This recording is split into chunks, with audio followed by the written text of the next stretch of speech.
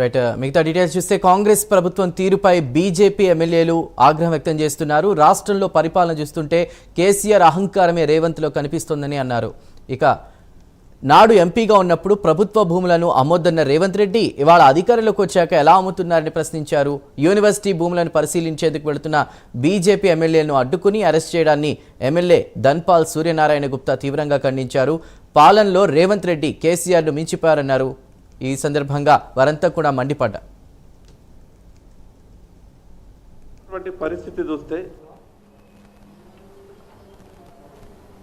గతంలో టిఆర్ఎస్ అధినేత కేసీఆర్ గారి బాటలోనే ఈనాటి రాష్ట్ర ముఖ్యమంత్రి రేవంత్ రెడ్డి గారు ప్రయాణం చేస్తున్నట్టు అనిపిస్తున్నది. చాలా గొప్పగా మాట్లాడారు. ఈనాటి ముఖ్యమంత్రి ఆ రోజు రాష్ట్ర కాంగ్రెస్ పార్టీ అధ్యక్షునిగా, మల్కాజ్గిరి పార్లమెంటు సభ్యునిగా రేవంత్ రెడ్డి గారు మాట్లాడినటువంటి మాటలు ఒక్కసారి ఈరోజు గుర్తు చేసుకోవాలి.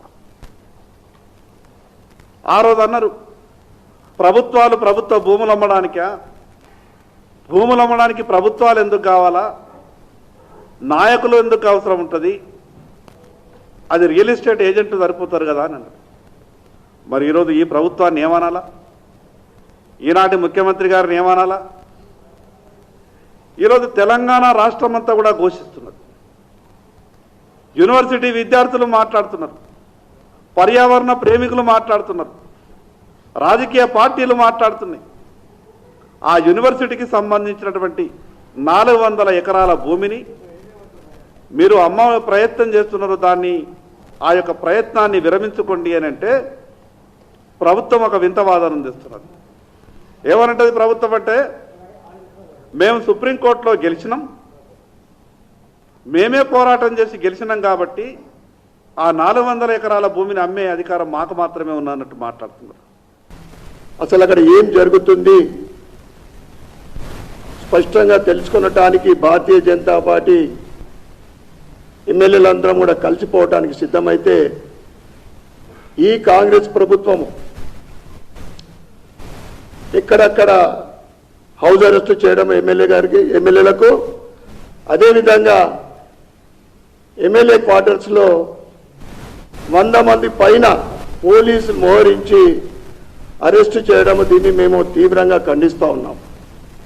ఇది ఎట్లుందంటే, గత ప్రభుత్వము బీఆర్ఎస్ ప్రభుత్వము కోకాపేట భూములు తాకట్టు పెడితే ఆ కేసీఆర్ జుట్లకెళ్ళి వెళ్ళినట్టున్నాడు ఈ రేవంత్ రెడ్డి. ఏపీ సిఐడి మాజీ చీఫ్ సంజయ్కు సుప్రీంకోర్టు నోటీసులు జారీ చేసింది. ఏపీ ప్రభుత్వ పిటిషన్పై కౌంటర్ దాఖలు చేయాలని నోటీసులో పేర్కొంది. తదుపరి విచారణను కోర్టు నెలాఖరుకు వాయిదా వేసింది. అగ్నిమాపక విభాగానికి సంబంధించి అవినీతి కేసులో సంజయ్పై కేసు నమోదైంది.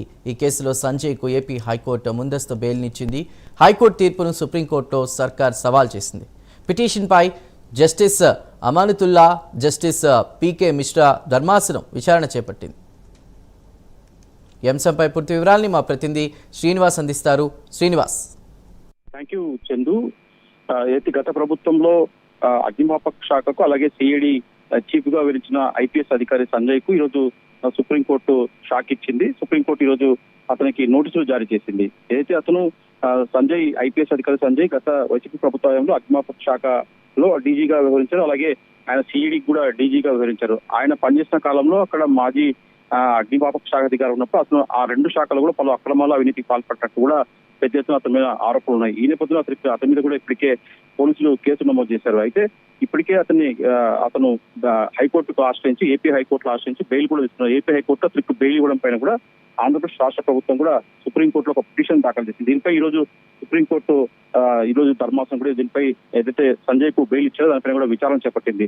సంజయ్ బెయిల్ రద్దు చేయాలని చెప్పి కూడా ఏపీ ప్రభుత్వం సుప్రీంకోర్టును బెయిల్ పిటిషన్ దాఖలు చేసింది. దీనిపై ఈ రోజు సుప్రీంకోర్టు జస్టిస్ అమానతుల్లా అలాగే జస్టిస్ టీకే మిశ్రా ధర్మాసనం విచారణ చేపట్టింది.